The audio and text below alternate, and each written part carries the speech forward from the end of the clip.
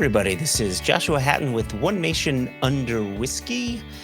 I am joined today and as always by my dear friend, my business partner, my man from Hawaii. Hawaii 5-0. Hawaii 5-0. Book 'em, Dano. Is that what they say? Is that was show? it. Yeah, that was. Yeah. Yeah, that was it. Maybe.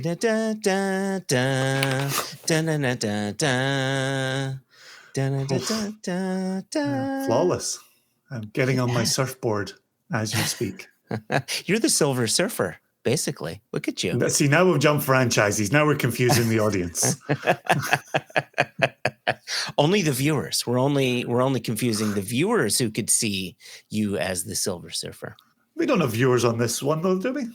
Yeah, we're going to go to an audio interview. No. So, Jason, here is the thing. So, in today's episode with our good friend Pablo Goldbarg, yeah, good lad, good guy, good friend, dear friend, an old friend. I conducted this video over Zoom. So with this one, it is going to be both an audio and a video podcast. So, yeah, right. Best of both worlds. There you go. Best of both worlds. Right? It's going to be. Is that a real song or is that a Joshua Hatton? No, that's a Van Hagar song, right? A Van Hagar? Yeah, Van Hagar. Not like Hagar the Horrible, but like, Van Halen with Sammy Hagar. People call that iteration of the band Van Hagar? Yeah, they do. You didn't know that? I did not know that. Yeah, I always thought it was Van Halen with, what's his name, Hagar? Sammy Hagar? Yeah, Sammy Hagar. Yeah, the one who can't drive 55. Swear to God, sometimes I understand the words you're saying, but the meaning is completely lost on me. So, okay. You don't know his song? For the last 30 seconds, I have no idea what we're saying to each other.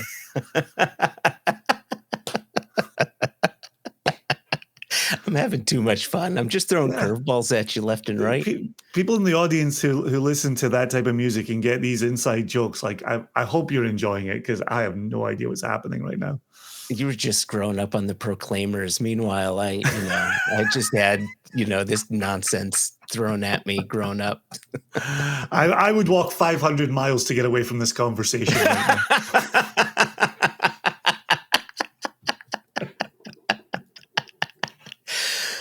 Ay, caramba. Okay, so Pablo, why did you speak to Pablo for this episode? The listeners may be asking, and maybe the viewers too. Well, think about our original remit some 9 seasons ago. Well, I mean, our first season, right? What did we say we wanted to do? Interview independent bottlers. Right, interview independent bottlers. And you can't do that for 9 seasons, can you? Although the new independent bottlers coming online every day beg to differ. Yeah, well, yeah, that's just getting harder and harder to be a new independent bottler these days. There might be more independent bottlers we haven't interviewed than independent bottlers we have. That's a very good point. A very, very good point. There may be independent bottlers coming online today who we have not interviewed. But yeah, Pablo's been a friend of mine for 10 plus years. And I know you've known him for a good portion of that yourself. Yeah, without ever meeting him, actually. That was our first ever in-person meeting when he was at the Edinburgh Independent Bottlers Festival in March of this year. Yep, that is correct. And first time. I knew him initially through a number of events. He's a Massachusetts guy, Argentinian expat living in Massachusetts.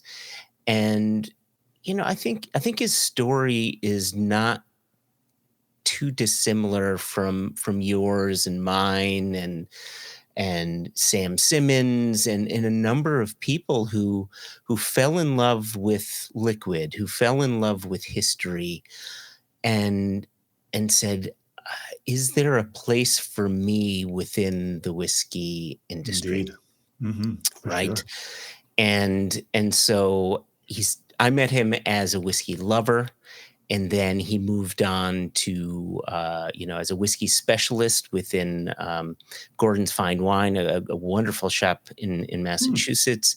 Hmm. And then he decided to try his hand as an independent bottler. And I mean, listeners and viewers will hear and see this, but he's zigging where people are zagging, or vice versa, and said, everybody's bottling Scotch whiskey.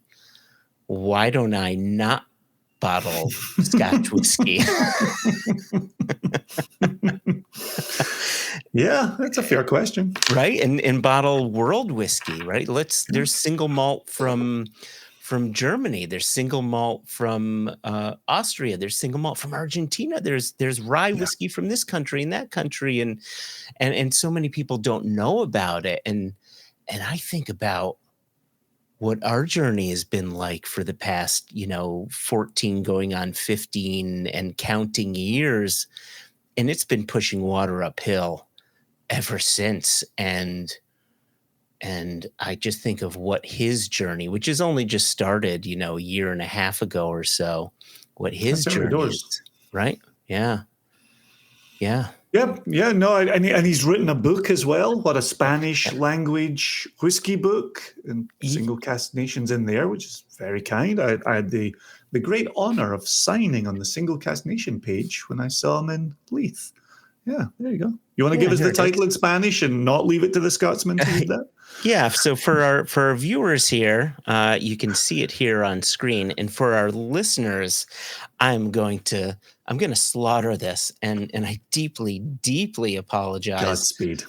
Firstly to Pablo, and then to the entire Spanish-speaking world out there. Catador Itinerante. Oh. Supuestamente entendiendo al whisky. There you go. I think I nailed it. Jason, are you there? I think I may have killed him. I think I killed Jason. Oh my God, that was horrific. Oh, here. This is what the book is about. You ready? When Frankenstein learned Spanish. This is a good point about the book. It says, "Es el primer libro de la trilogía del Catador." It's a trilogy. Y cubre los 2 dominios del whisky.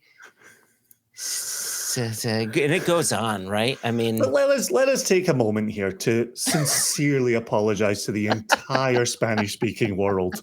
I think you may have set a language back decades. That was decades, right? Wow. Yeah. You could have sung that pitch perfect, and still Spaniards would absolutely hate your guts. Like, wow. Hated my guts, right? They would have started the Inquisition all over again, and rightly so. And rightly so. I would have kicked it off. I look forward to our future forays into the Spanish-speaking world, and we will continue to apologize in person for what just happened on the podcast. God, I really wish Pablo had said the name of his book in the interview, and then we could just dub that over what just happened a moment ago. Yeah, I think he did. I think in the end, he did finally correct me, or he may have. He corrected you? What was not right? I think he actually gave me plenty of noose to hang myself. He's good like that. Just like I've just done. Right, exactly. Oh gosh. All right, that's probably the perfect place to hand this off to the man himself. Would you agree, Joshua? Let's hand it off to Pablo Goldbarg. I was waiting on a perfect C. Oui.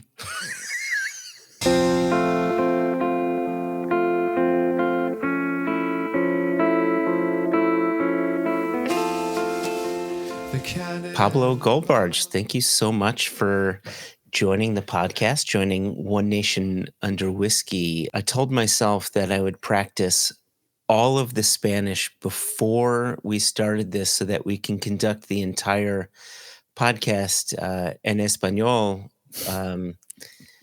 But then I realized most of our listeners probably don't speak Spanish or don't speak it fluently, I should say. So I Yes, decided yes. to just stay lazy and not learn the entire language. I did the same with English, and it didn't work, so we'll have to be in Spanish on my end.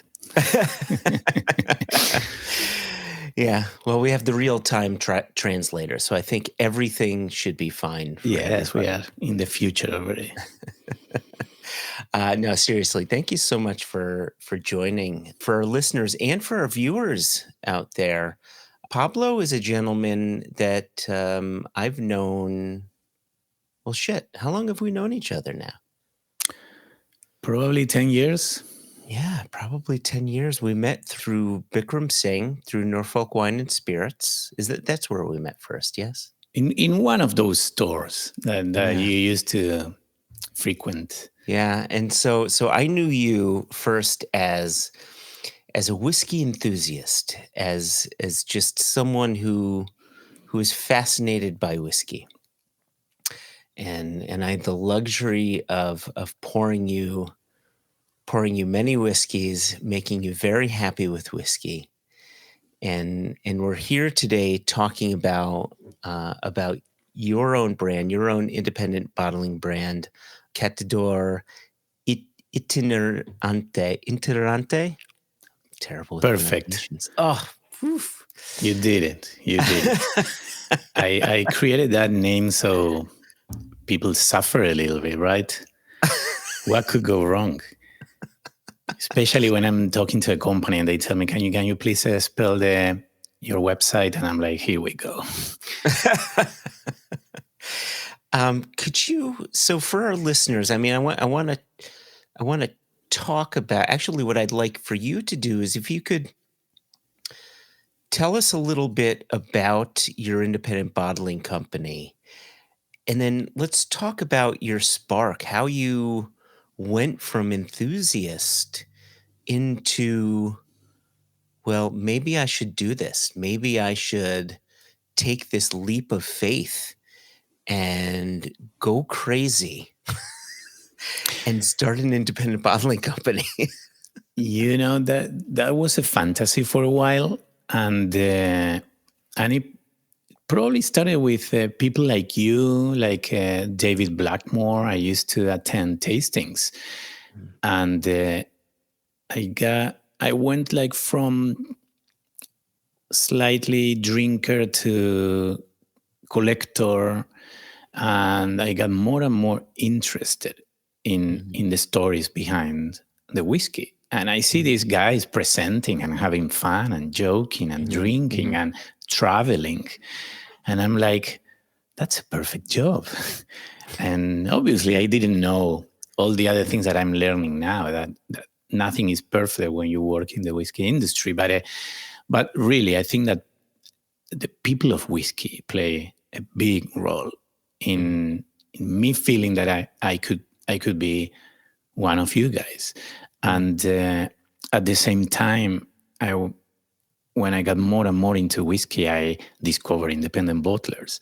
I discovered then World Whiskies. Like I remember the first time, a few times that I tried Cavalan, that I tried Amrut. Yeah. And I'm like, well, this is the next level. Signatory and Gordon and MacPhail, all Cadenhead, everything we know from the historic perspective. So then I'm like, I think I'm ready to start little by little developing my company. But my company started way before. So we can talk about the independent bottler, but there's a lot behind it that before it becomes an independent bottler. Okay. So, because I know you had a podcast or you had a blog, Correct, as well, all in Spanish, correct? Yes, exactly. So that was kind of the origin, and I remember talking to Nick Taylor, and Yeah, of Found North. before they even become Oh, Gordon of Gordon's Fine Wine Yes. in Massachusetts. Yeah. So and then I worked with Gordon's, and Nick was already working with his project, and I think it was around 2018 that I communicated this idea of becoming a bottler, and he's like, why don't you start blogging? and you were a blogger too. Yeah. So they found their north. I'm still searching. My compass works. No spoilers, but if you've seen The Eternaut, and if you didn't watch it, you have to watch it. It's a series from Argentina that is now on Netflix. But I'm not going to say anything. It's just that my compass right now is kind of working like the compasses in the series. But I'm going to leave it out there. But Okay. so I started with the blog, and I decided to do it in Spanish because there wasn't a lot of content in Spanish about whiskey, except Todo Whiskey that from Spain, that I ended up meeting Emma in person. But years later, and she was in my podcast too. She was probably one of the first. And the blog was like I need to write about whiskey, and little by little developing the company, and the need turned into a need to talk about whiskey, and that was right in the pandemic. So I started a podcast also in Spanish. Okay. And when I was little, I loved radio. So I used to listen to these shows, midnight shows, with my headphones in bed, everything dark. And, I didn't understand anything that the host was talking. It was probably mature content or intellectual content that it was not up to me understanding that. But I used to just listen to the sound and grab a Sharpie and smoke.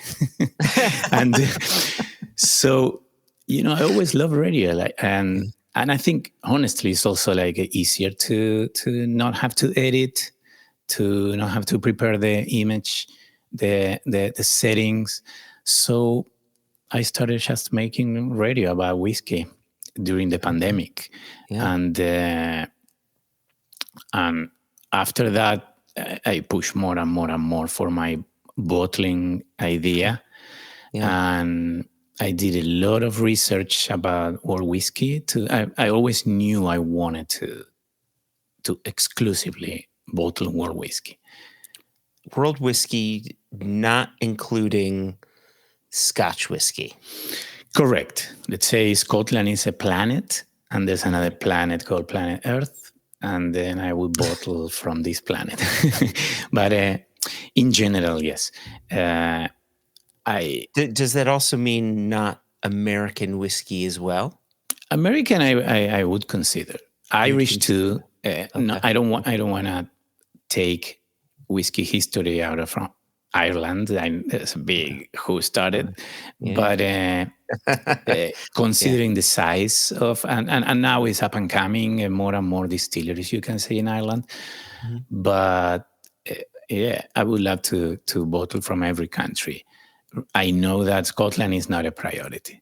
There's just a lot of great whiskey bottle from Scotland, and my main idea was trying to find those hidden gems around the world. Yeah, sounds like you wanted to zig while other people were zagging. With the pros and cons. And one of the things that I remember a conversation with Nick Taylor, again, bringing him in, and he said, you're going to find a lot of whiskey that you're not going to love. It's not going to be easy. There's a lot of new distilleries around the world, but you're going to have to hit those jackpots. And I always thought that could be my biggest challenge.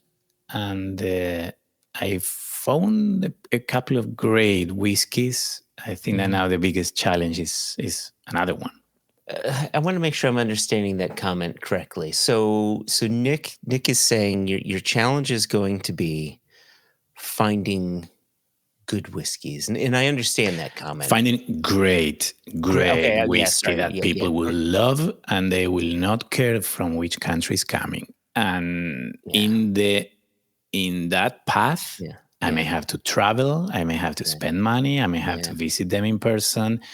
It's not that if I find a website from a country, there's a new distillery, and I receive samples, and I'm ready to bottle. There's much more availability to choose probably in Scotland, and we know pretty well most of the distilleries that we love. Yeah. So I wonder what's more difficult. Is it finding that great whiskey and bottling it, and then finding the next great whiskey and bottling it?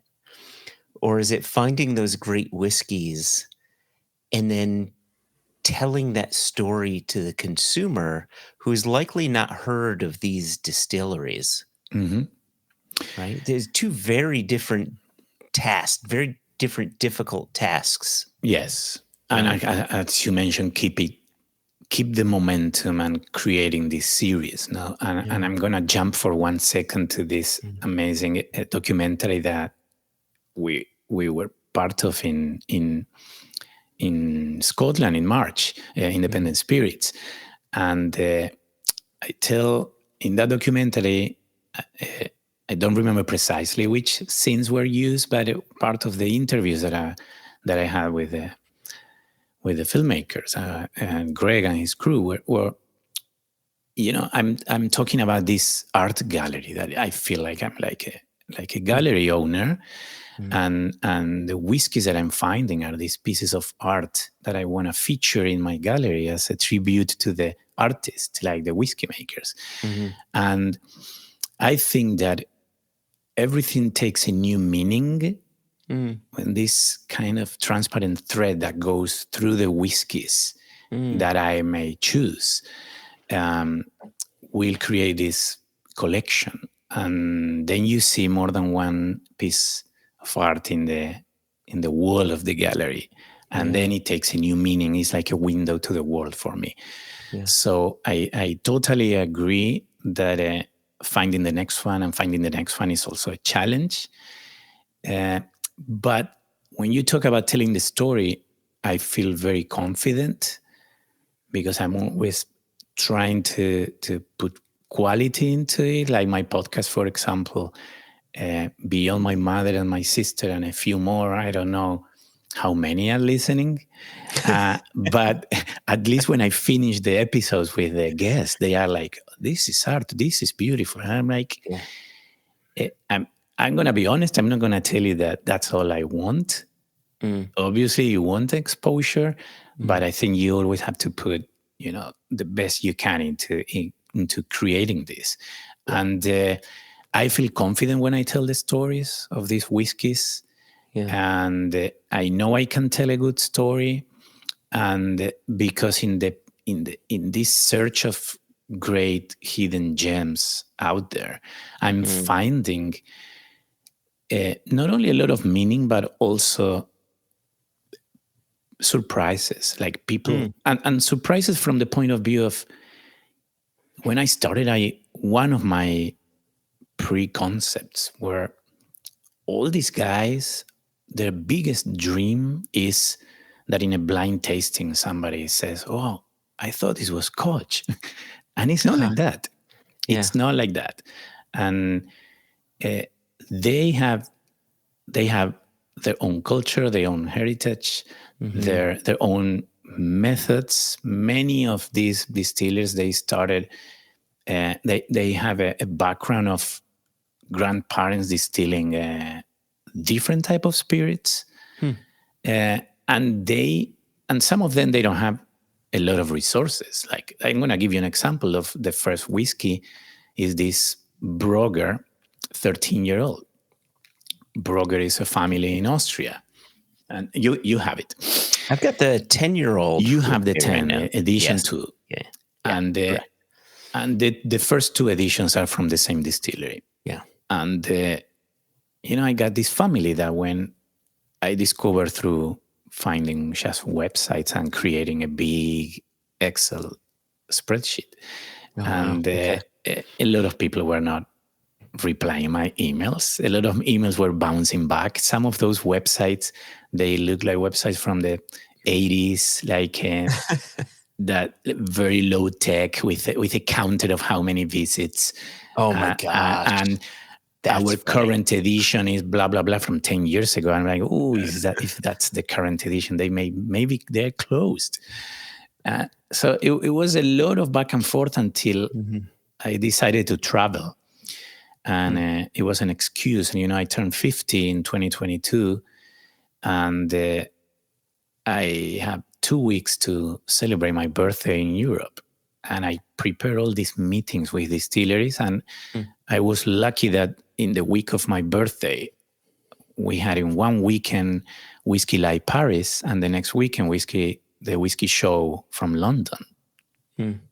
So I'm like, in 10 days, I can kill distillery visits, my birthday celebration, and two festivals.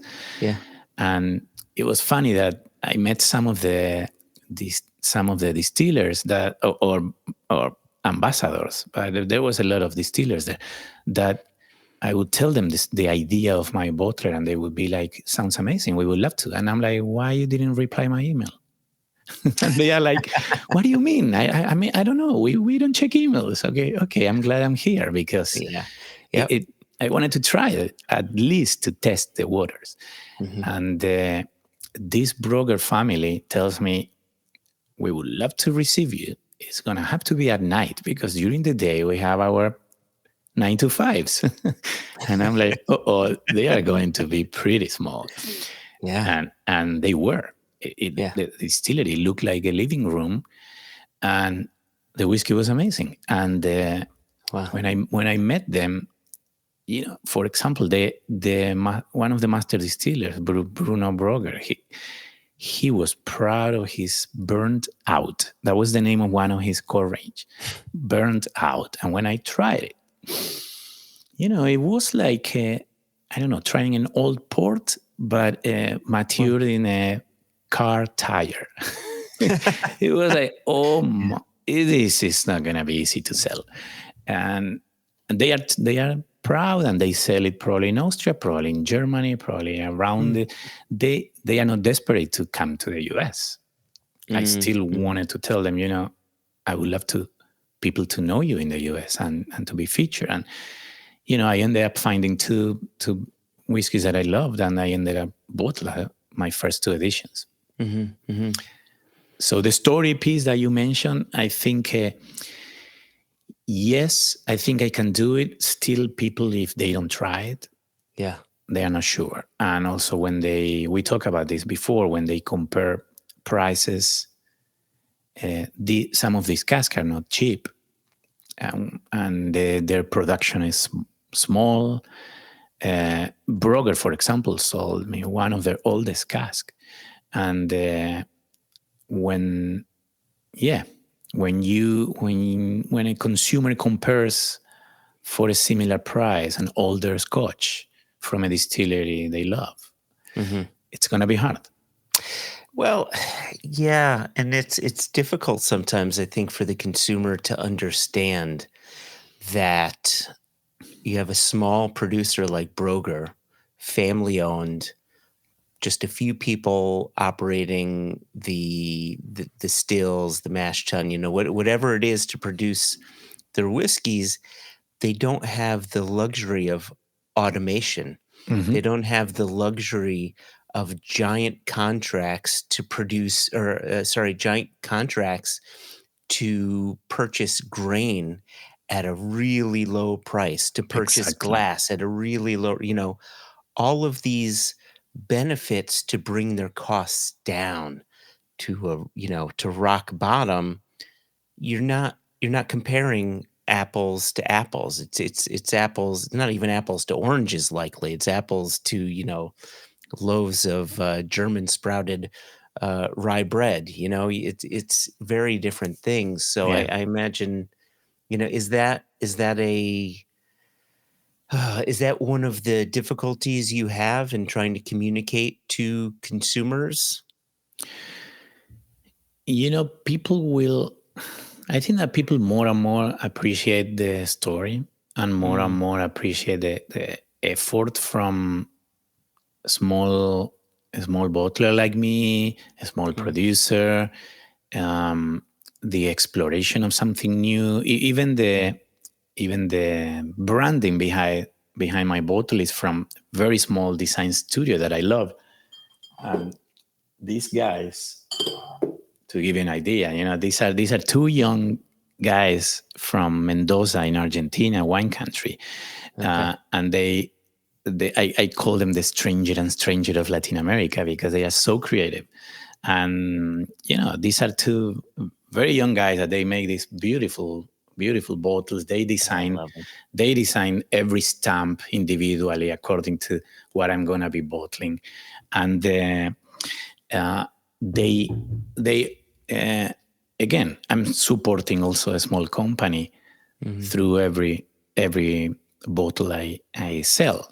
mm, So I think that people are more and more excited about this, finding something different, trying something different, and mhm. supporting a small brand.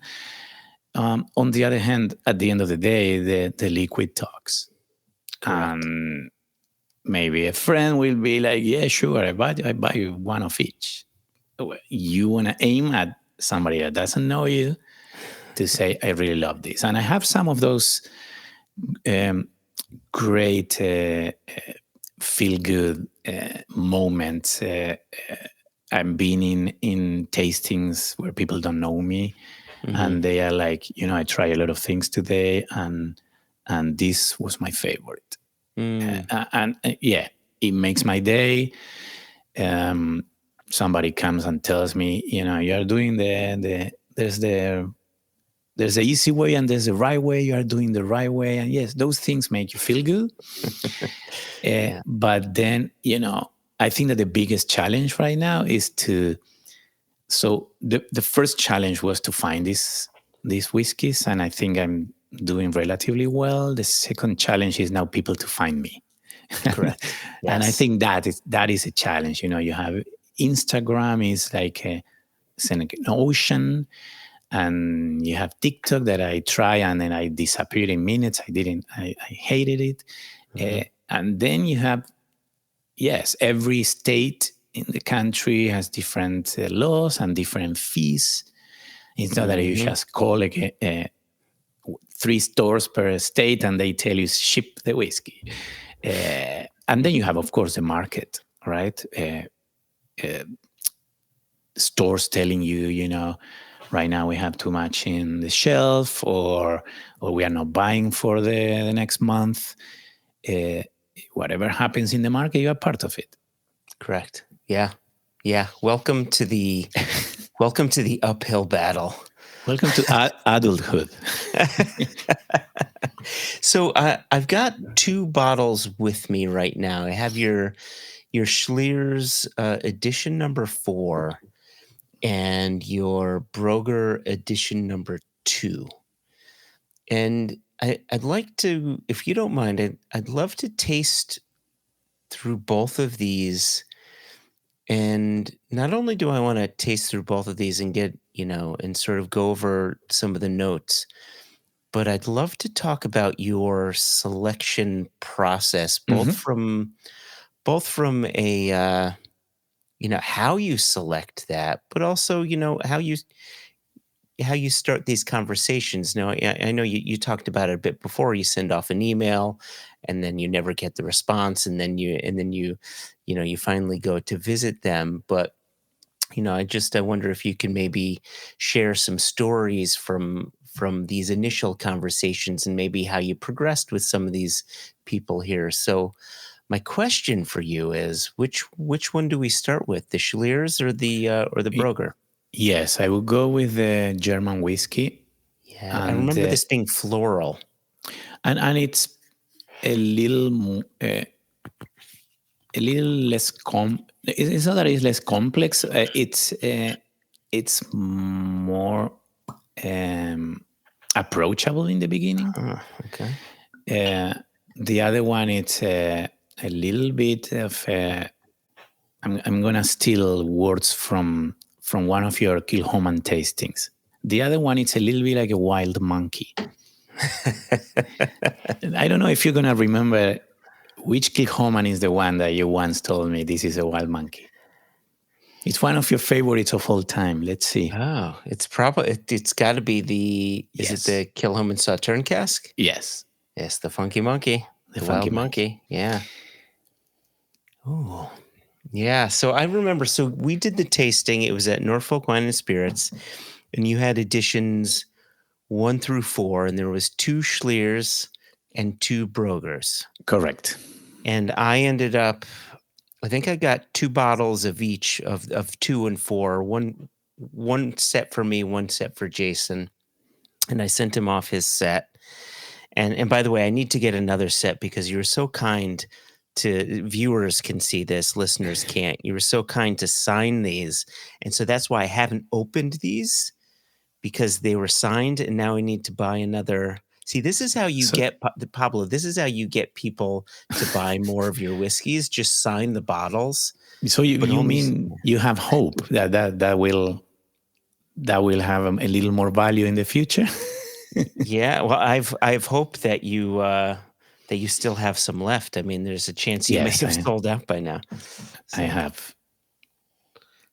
So this one is so Schlier's distilled June 2015, bottled in January of 25, 55.9% alcohol, and you've bottled in 375 milliliter bottles rather than 750s. Can we talk about that for a minute? Yes, and it's a hot topic. But I can tell you that going back to telling the story and convincing people, and I have some people telling me why I want to see this in big.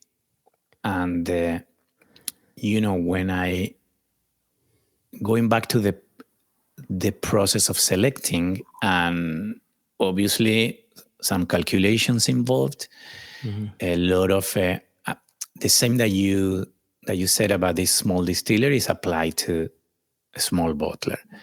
So I can buy a certain amount of glass, certain amount of labels. Once I factor all the costs,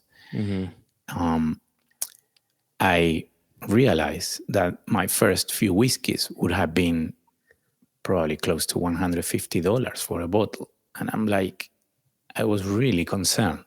Not that I didn't believe in my product. I wanted people to explore. And, more than one time it happened to me that I've seen some other whiskeys that I love. And I'm like, I wish I can buy 1 bottle of each. But I would like to have half a bottle of each. And so I don't have to spend so much. So I started fantasizing with that idea, plus a little concern about a high price for a 10-year-old Austrian compared to a 16-year-old Scotch. And I ended up saying, at least in the first few years, I think that it makes sense for me to have 375s, to go to a tasting with 2, 4 bottles, 5, 6 expressions, and people can create their own flights. Yeah. I'm going to tell you also that Schlier's is not a small company. It's the biggest selling whiskey in Germany, and it's one of the few distilleries, probably from more than 200, because Germany has more distilleries than Scotland. But it's one of the few that they do only whiskey. And because there's a lot of, schnapps, aquavit, you name it. Yep, sure. So these guys are purely into whiskey, has been around for almost 20 years. And it's a beautiful big distillery with a nice tour, much bigger than Brogger. And the reason I continue with them after Brogger was because I want people to kind of ride a wave, but not being always on top of the wave, that if you fall with your surf, you can die. After the 2 complex, unusual, crazy brokers. I wanted to go for something more subtle, more delicate, that you would feel you want to drink it if in a different moment of the day or a different season or a different mood. For breakfast, got it. I usually drink whiskey with movies, so it's more genre oriented, comedy or drama. This one is, I think you nailed it. It's softer. It's because I remember the Broger, and I'm really excited to open this and taste it. But this one it's soft. There's a floral component to it, but there's this delicate kind of apple note, and on the finish, I was getting this like dried pineapple ring note, and then I looked at the label, and I was reminded it's finished in a Pinot de Charente cask, which is perfect because I always get sort of this pineapple forward note in Pinot de Charente wine. Well, it's not a wine, but it's like fortified wine, correct. right? Yeah. And so what is your process for saying, not just for saying yes to a cask, but for getting to that yes? How do you select your casks? So I always remember that in that pandemic where I started with the podcast, I did a few YouTube episodes in bilingual in English and Spanish with a panel. You were part of it. David Blackmore was part of it. And we ask you, what's your process with incarnation? And in just a few words summarizing, you said, the samples, I have to like them first with my nose, then in the palate. And if it's a no in one of them, it's mostly I discard them. If I like both, then, you start the process of probably ranking or selecting. I try to do the same in the beginning, like first approach. Once I have the contacts with the distilleries and I know I try some of their other whiskeys and I like them, I get the samples. Some of them I could try in the distillery. Some of them I try other things in the distillery. And then in the US, I told them, can you send me a list of the samples that you have available? And it's a little bit of a guessing when you see the finishes, the age, the ABV. You see all those parameters, and obviously price plays a role. But then from that selection, once I got the samples at home, yes, what do I think? I try to talk to the distillers. What do they like and why? What do I like in terms of what you do with your own process, like nose and palate, and what type of woods they use that are different. The first 4 editions, the Brokers are Madeira finish, Oloroso full maturation, and then these 2 Schliers are Sauterne finish and the Pinot de Charente finish. And actually these 2 Schliers, obviously they have their distinctive Schlier signature that is clean and floral, but also if I have to put it in my own words, one of them is green apples with honey. The other one is like red apples with caramel. I get similar notes, but the 2-year-old, 2 years older, the Pinot de Charente, and the Pinot influence that is sweeter than a Sauterne by itself, brings other complexities and other notes. Yeah. I was surprised.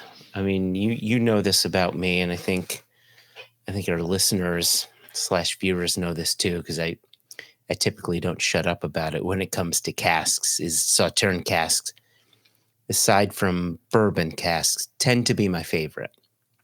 But this Pinot de Charente, for whatever reason, and maybe it was just the day, maybe it was mood, but I just found that for my palate, it really all the pieces fit perfectly. And and I knew I said I'm gonna go home with whatever my favorites were. And I'm gonna get at least two. And I loved that you had two from each distillery. And I went home with the Pinot de Charente one. And it's so nice to return to it, to be reminded of why I said yes to this whiskey, because I think from the nose to palate, the story remains the same. The nose tells you exactly what the palate is going to do, Mm-hmm. and there's no deviation there. And then the finish has that lovely sort of pineapple note, but then it gets nice and crisp and dry, and it just leaves you wanting more. And I Sounds really like amazing. that. Yeah, I really like that about this whiskey. So, And one note on the edition 3, the other Schliers, the Sauterne, it's something interesting happened to me when I tried it. First of all, uh, I love the nose more than anything, hmm. and I'm big into sandalwood fragrances, and Yeah. this one brought a little bit of sandal plus the the fruity part, Mm. and I kept on nosing it, and I'm like, I will use it in my wrist, and not that I would be licking my wrist, but it's it's very made me happy that Hmm. fragrance, and the other interesting thing that happened to me when I tried it is that the finish was a tiny bit sour. Mm. So there was a little edge of probably tannins or something that maybe one more year in the cask would have been a mistake.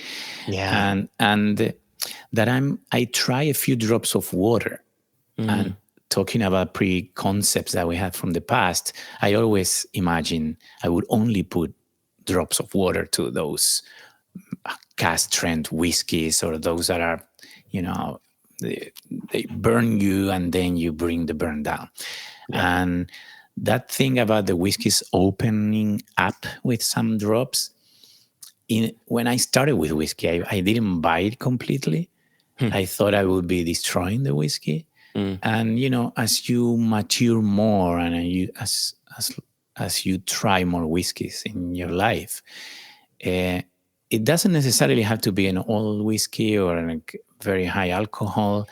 I try a few drops with this Sauterne, and it kind of remove that tiny edge of sourness, which is not bad, because I play with words in the label that it's a Sour Patch candy it's like a Oh, childish yeah. grown up, Yeah. which is cool. But yes, they have their different size of Schliers in those two. Mm-hmm. Mm-hmm. Oh, see, that's when you said sour, that's where I was going with, was the idea of a Sour Patch Kid, right? The sweetness of the Yeah. Sauterne. And I like finding sour notes sometimes, right? And when you throw notes out there, like a sourness, or I did a tasting last week, and someone had said to me, is it strange that I'm getting notes of cow manure? And I had said, well, Was it a mezcal? it was oh shit, what was it? Was it a peated whiskey? I forget what whiskey it was. No, it was a sherried whiskey. And they were smoking a cigar. That's what it was, right? And once you're smoking a cigar, right, all bets are off, right? Yeah. But like when you have a peated whiskey, or if you've got a mezcal, manure as a part and parcel could be an amazing note. Right? You're driving through farm country, Yeah. and you have that smell in the distance, and the experience isn't necessarily about the smell, it's about the experience, Yeah, right? exactly. And sometimes that little sourness could bring you to a time in your life. And if it's just part of that overall flavor profile, then it's okay.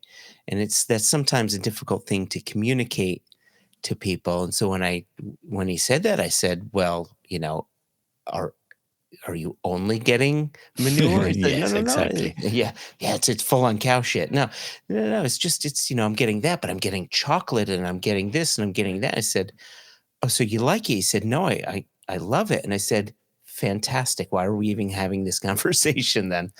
You, Yeah. you know that I was also told about one of the bloggers that he was going to a Haymarket. Yeah. I thought it was lovely. Yeah. It's different, but it's there. Well, with that in mind, I'm going to open this up. This is the 10-year, and this is all 10 years in Oloroso Sherry. Correct. And it's medium. I'm going to read the label here for the listeners/viewers here. Medium smoked malted barley, and I'm not going to read the ABV right now. Or should I? What should I do? Should I read it, or should we wait? You could tell that it's hazmat or not necessarily. It is hazmat. Okay, yeah. I mean, you let the cat out of the bag. This is hazmat. But that's one of the things that surprised me is that, or maybe didn't surprise me, right? I mean, this is one of the things that I say quite often in tastings. People get surprised when they see a higher alcohol content and they say, "Oh, but I'm not getting a burn." Mm-hmm. And I say, "Well, quite often when you have really high ABV, with that alcohol comes all the oils to protect you from the strength from that alcohol. So they're like it comes along with it to protect you. Oh, so let's talk about this. So we've got a medium smoke. It doesn't say peated. It says medium smoked. So this is barley from one of the biggest barley producers in Germany, in Bavaria, called Weyermann. Mm-hmm. And by coincidence, it's the same barley producer that they use in Schliers. And that in Schliers they can say local barley because it's from Bavaria. But this one is smoked dry with beechwood smoke. Oh wow, beechwood. So it's not peat. It's a different type of smoke. Is there a reason they're using beechwood? I don't know why, if it's that type of wood and not other wood, but they are using this wood because they like how it smells and how it tastes. And it's a company that also provides barley to a lot of breweries. Mm. I never tried, but I think I was told that they are like German beers that are smoked. Mm. It's luscious. There's that's so interesting. So it's got great oils to it. The smoke almost presents like this is going to sound strange, but the smoke almost comes across like fresh pine. It's like a piney kind of thing, almost like a Christmas wreath. Says the one Jewish man to another Jewish man. Right? It comes across like we only know the gifts, right? We know the gifts, yeah. Oh, that's so interesting. All right, one more sip here. And while you try it, I want to also tell the audience, if you go to my website, the notes that I put in the whiskey section are notes from the consumers, from the people that tried it, not from my own notes. I play with some words in the labels, but in general, the notes that I put in the website are like what people tells me. Oh, this is like there's cinnamon and wasa. Do you know wasa crackers? Yes. Yeah, cinnamon wasa crackers, but then there's the oloroso nuttiness is happening in there. There's a spice coming through. Wow. It is this is so In that one, I got one of the craziest notes. If you check the website, okay. people talk about licorice, Yeah, maybe. fenugreek. Mhm. Somebody, I think it says swimming pool. I don't know if I put it there. Oh, I could see that. I could see that, like a fresh swimming pool. Yeah, that's a note Jason and I get. But also like that the smoke comes also like kind of chocolate more Mhm. than barbecue. It's not smoky. It's not, people think of smoky whiskeys or peaty whiskeys. Obviously, again, this is not peated, but they would think that it is smoky. This is not coming across smoky. I agree, chocolate. I agree, a little black licorice, but it's piney. It's foody. It's kind of autumnal. It's not smoky in any way. You know, the way that they distill is also very particular. Given the fact that they have a small distillery, they use double distillation, but in one still only. They do different batches, empty and put the heart back. And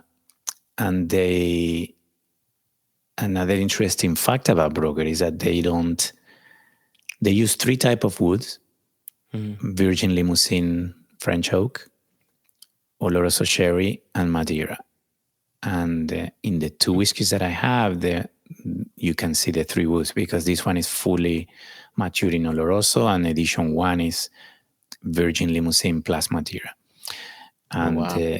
and they don't reuse the casks, and that's another luxury. Like, considering their small company and small budget, it doesn't make sense in terms of the economy for the company. But they say that because their distillate is so heavy, it would affect the wood. If they want to reuse the wood, it wouldn't be just purely the type of wood that they want to use. It would be the wood influenced by their own whiskey. Schliers, on the other hand, there is some second fill, but it's not a second fill bourbon. It's a virgin oak, and then virgin oak plus their distillate. And when they say second fill, is second fill Schliers. So it's virgin. Okay. So they are using for the second time a cask that used to be virgin and then carried Schliers. Oh, interesting. Okay. So whatever influence they have in the cask is just their own whiskey, the kind of the base of their own whiskey, which is clean. I think that's right. This is another point to press back to what you were saying before, where how they produce cannot be compared to how the big players in Scotland Exactly produce. Pablo, these are really fantastic whiskeys. It's nice to be reminded why I said yes and opened my wallet to these. I didn't buy them just because you're a friend. You are a friend. Of course, I want to support you and will always support you. But I made clear decisions on why I chose these 2, and they fit right within my palate. And Thank you so much. 71.6% on the Broger, and it doesn't drink that way. It just doesn't. Man, so all right. So with all of this said, what does the next 5 years look like for you? What's in store? Well, first I would like to use the real name of the company that I wanted. It's not Catador Itinerante. It's Single Cask Nations with a final S. Single Cask Nations. Yeah, it's World Whiskies. You have been always inspiration. And actually, before I talk about the future, I have a funny story I want to share. Okay. So it was probably 2021. You're going to be so proud of this. It was 2021, and I was creating this company. I already had my filing for the copyright, not copyright, the USPTO office. Plus, doing the research, talking to companies. And at the same time, I was almost turning 50. So I was working out.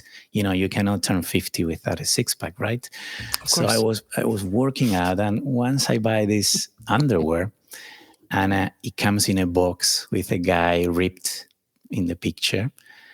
And I put it in my closet, right?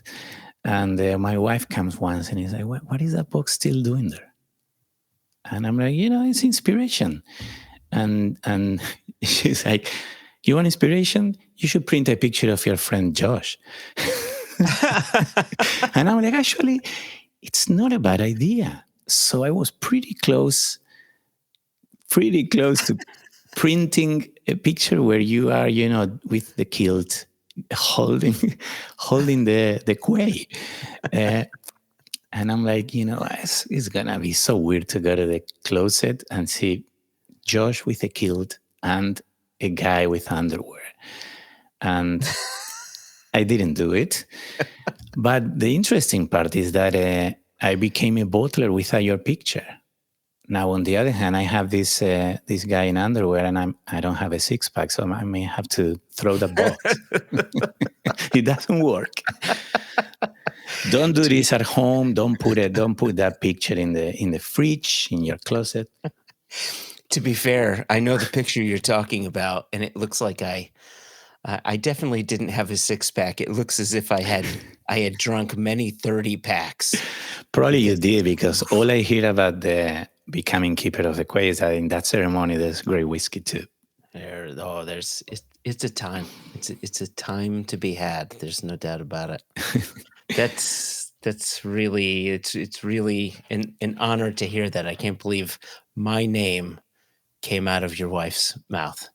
There you go. In the closet. In the closet. Now, talking about the future. So yeah. Before I think about the 5 years, right now, and I don't want to open another long topic, but I'm dealing with tariffs. So, it's kind of tough right now because I have been for a few months dealing with logistic issues. Yeah. I don't know if it's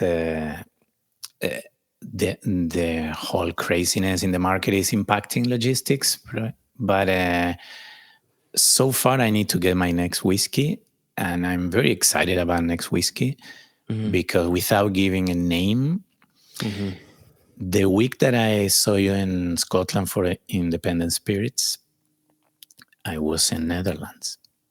And again, without giving a name, there's a famous distillery there, and they make beautiful rye. I'm not going to say anything else.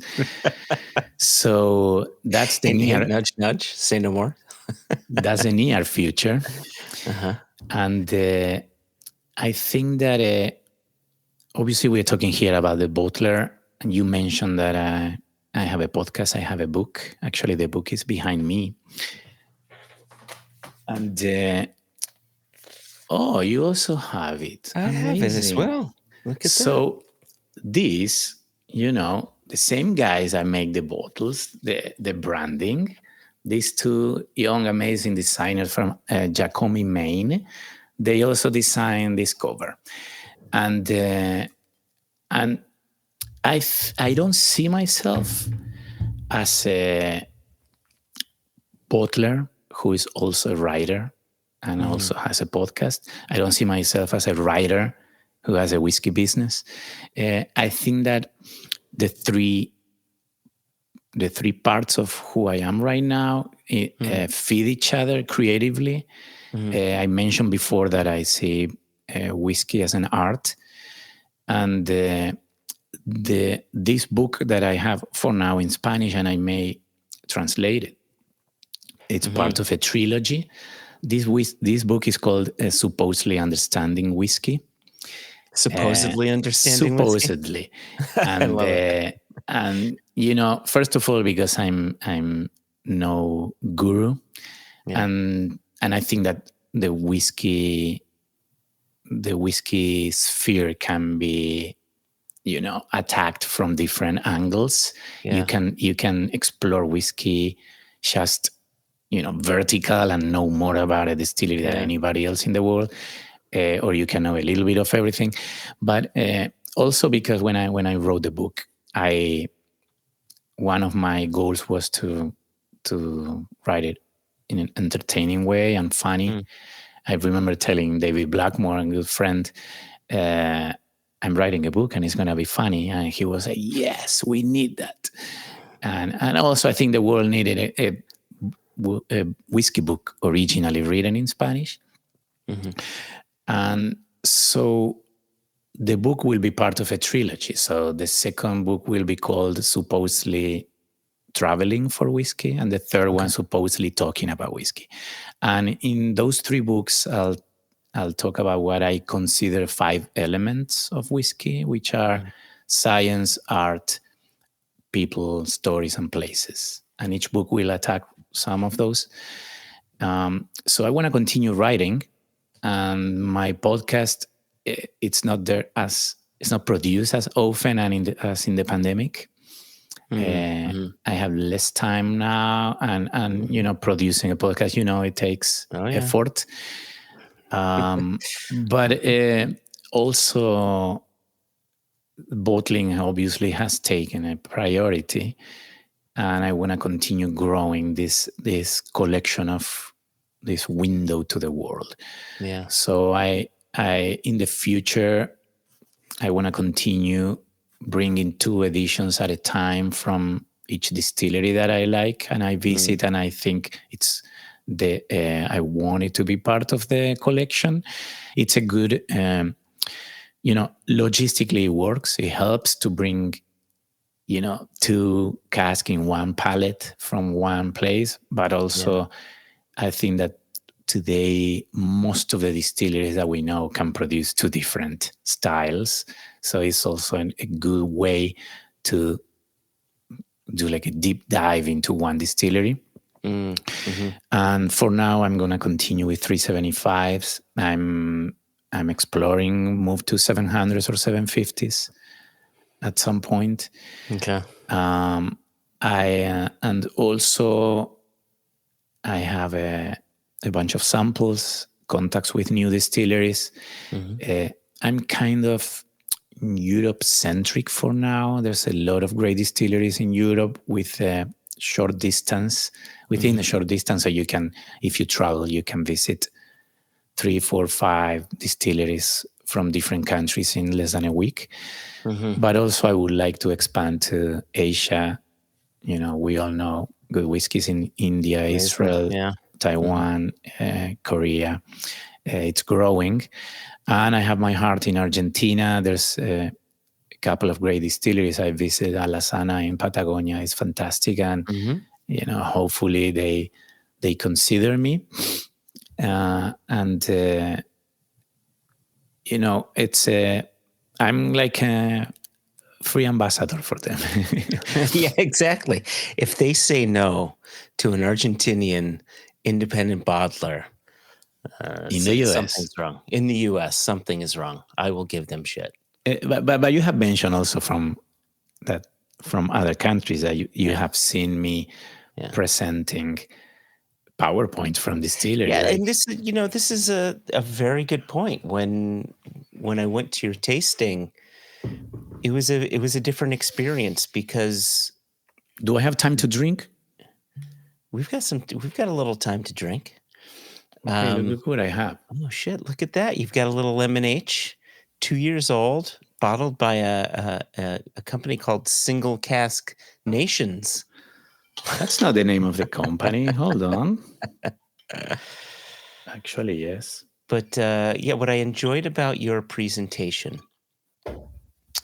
was that, obviously you talked about yourself as an independent bottler, but you did a presentation of each distillery as if you were an ambassador for that distillery.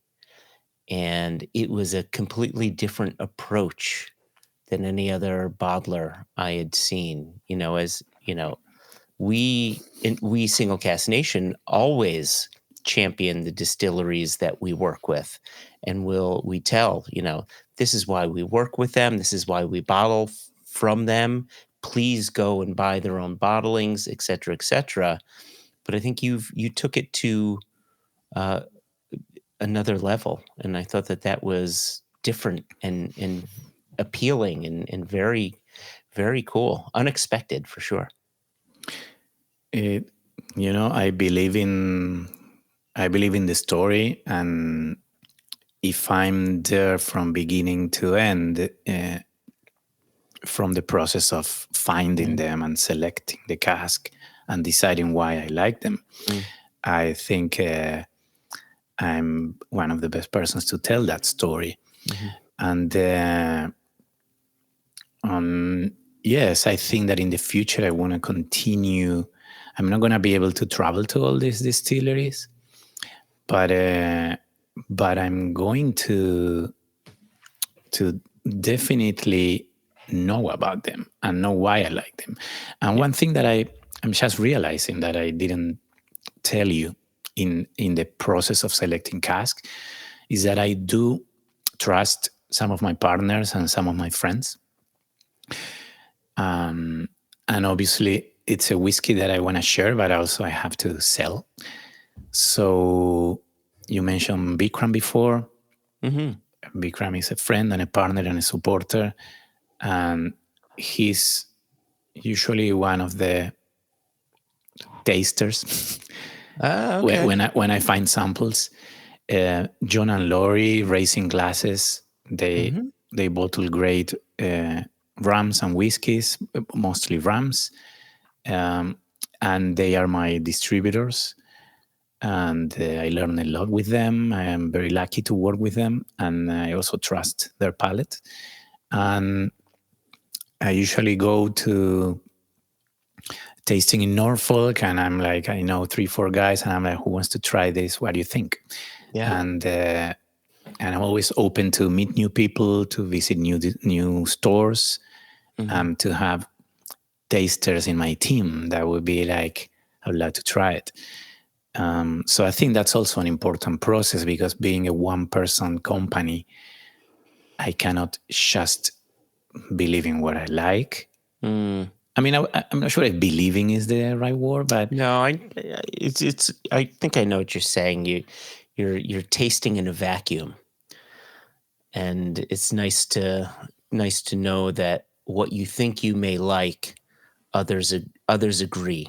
Like you want that support. And I'm gonna have, let's say, from 5 people, I'm the only one loving a whiskey. I'm gonna doubt. Yeah.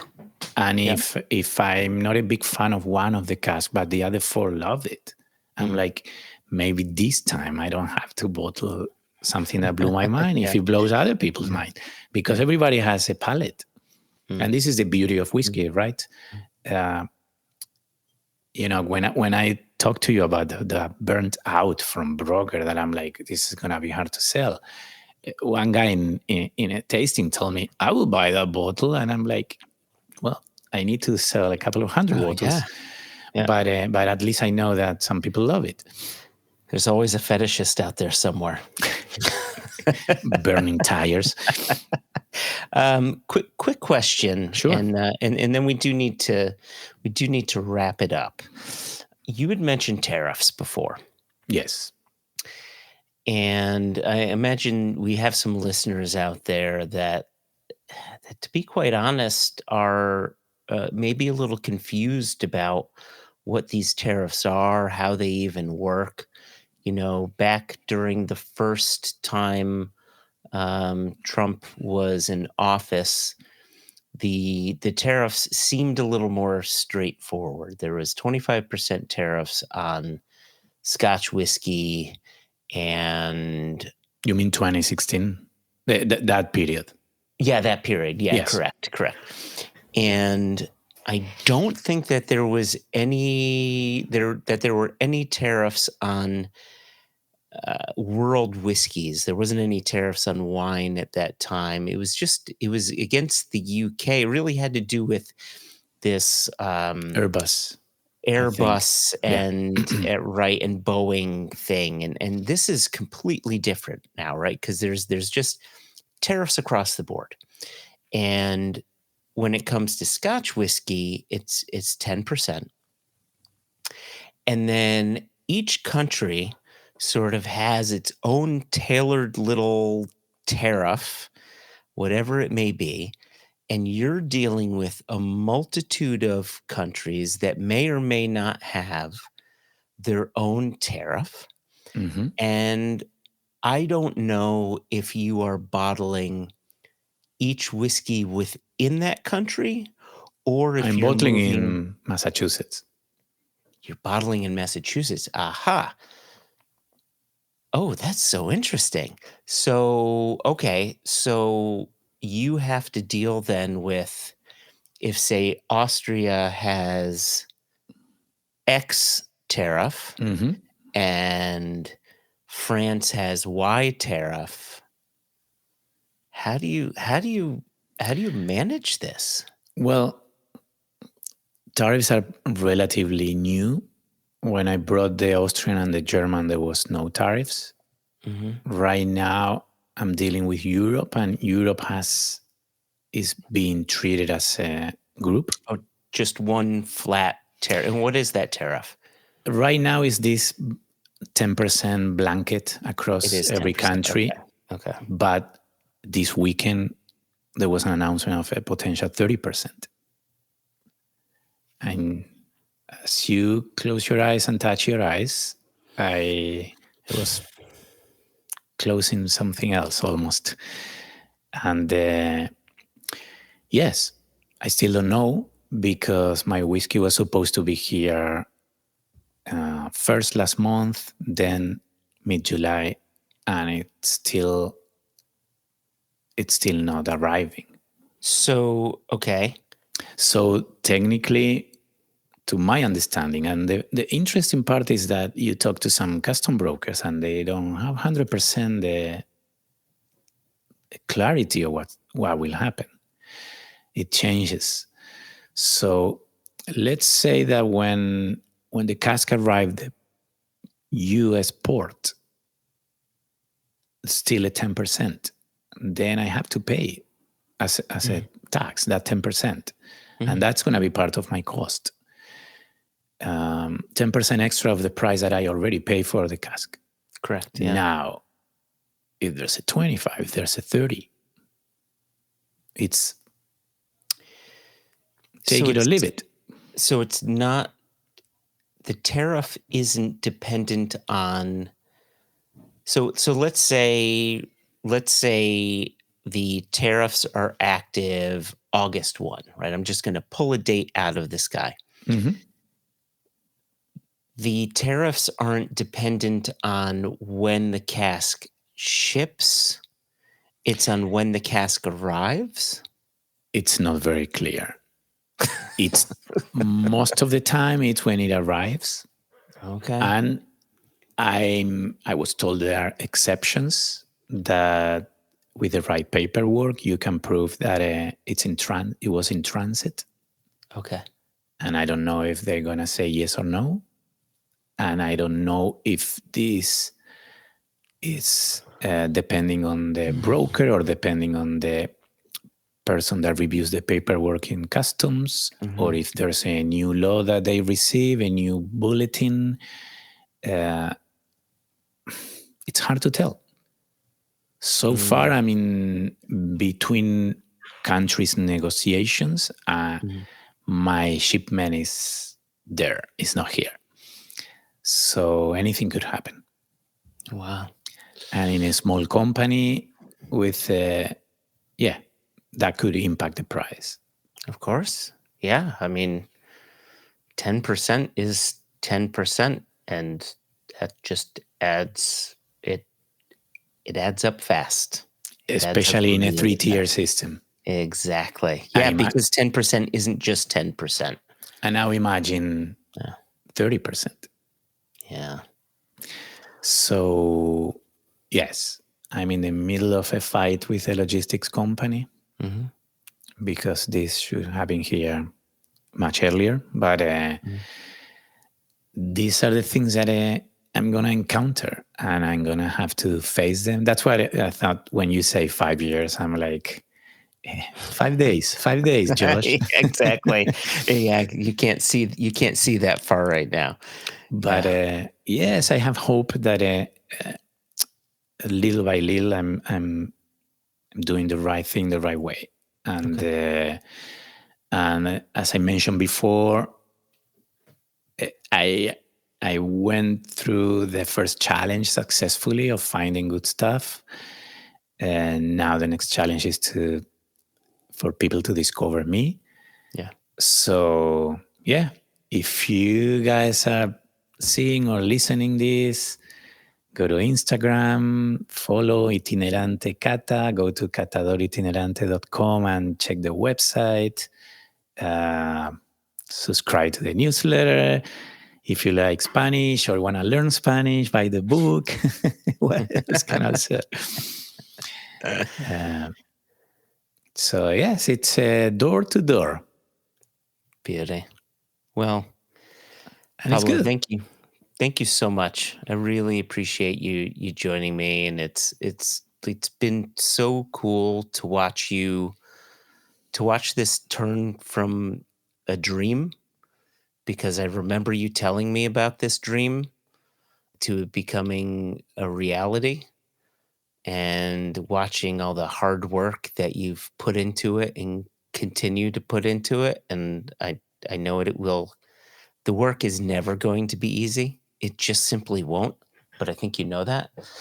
But it's fulfilling, and it's exciting. And when you can pour whiskey into someone's glass and you see that aha moment, you see that look in their face and their eyes brighten, that's what makes it all worth it. So I'm really excited for you, and I wish you nothing but success and growth.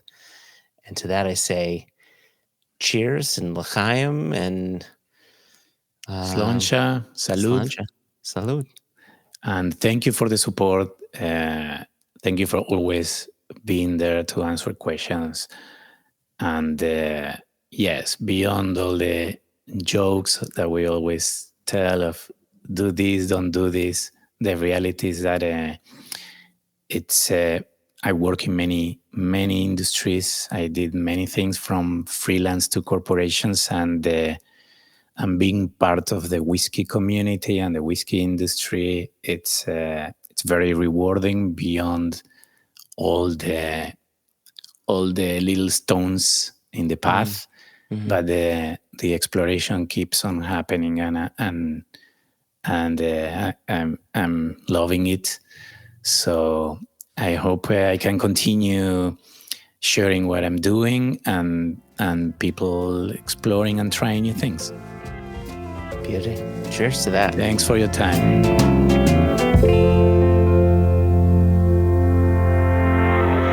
Gracias, Pablo, por su tiempo y conversación. And for those who aren't as fluent in Spanish as I am, I was thanking Pablo for his time and conversation on the podcast. Anybody who didn't pick up on that has got significant problems. So it was clearly there are Spanish speakers who don't know what you just said a second ago. Seriously, to our Spanish-speaking listeners and viewers, I hope that you really you're not taking offense, that you understand we are doing this all in love. We love you. We love Pablo. This is all in love. You take the we out of your mouth. This is 100% on your shoulders. and I'm as much a passenger / victim as anybody else out there. So apologies to Jason, Julie accepted. Oh man. And Jason and Joshua never did record another episode. That was it. I really do wish Pablo, and I'm sure you echo this.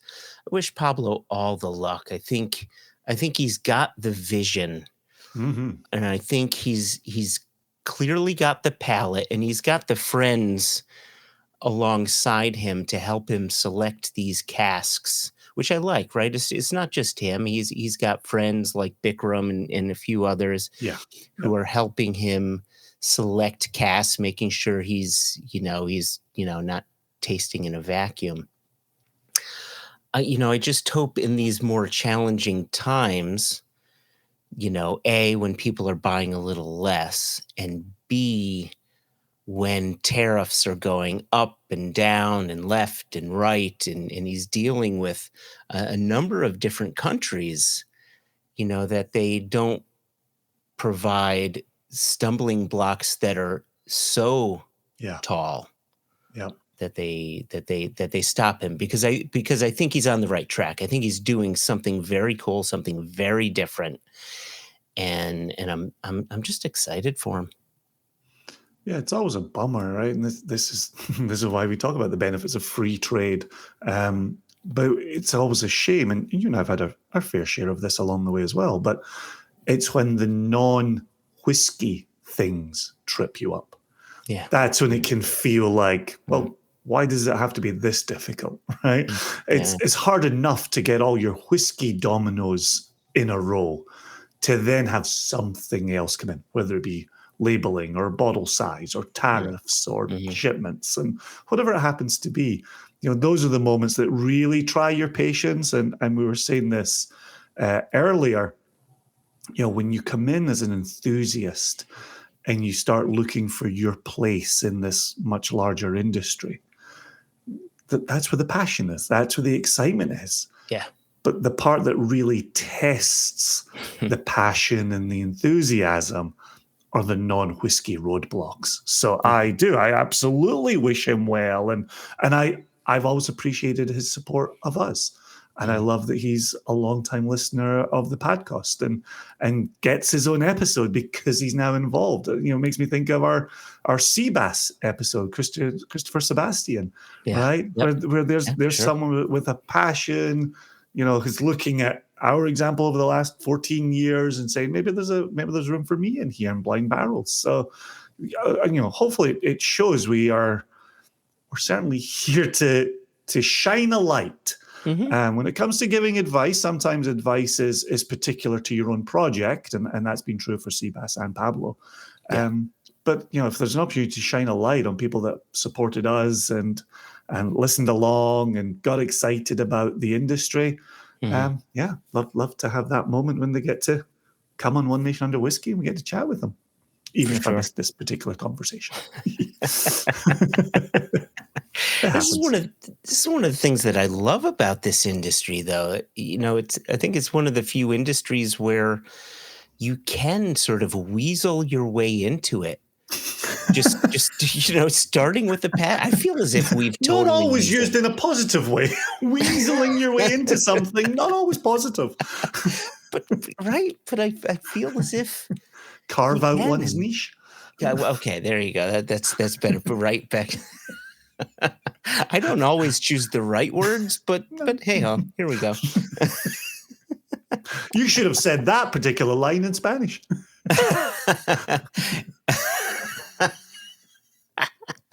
But I really do appreciate this industry for that reason, that you can find your way, that there are many ways in. Like Robin Robinson had said, I think season 2 of this podcast, that sometimes there's the front door, sometimes there's the back door, sometimes there's a window or the doggy door in, but there's a way in. There's space for everybody. And I'm so glad that Pablo is in the tent. He's in the house, and he's he's made it larger, and he's bringing more flavor to the table, and he's bringing more people in. So I was just counting the metaphors you were mangling as we went through that one. Like 2. there's a tent, but there's a door and there's windows, but he's made it larger, but he did bring flavor to the table. He and did that bring, table is definitely in a house or tent. Right? Right? It's Or not oven. a pie, right? It's not a pie. You just, It's not queso. I don't know what to tell you.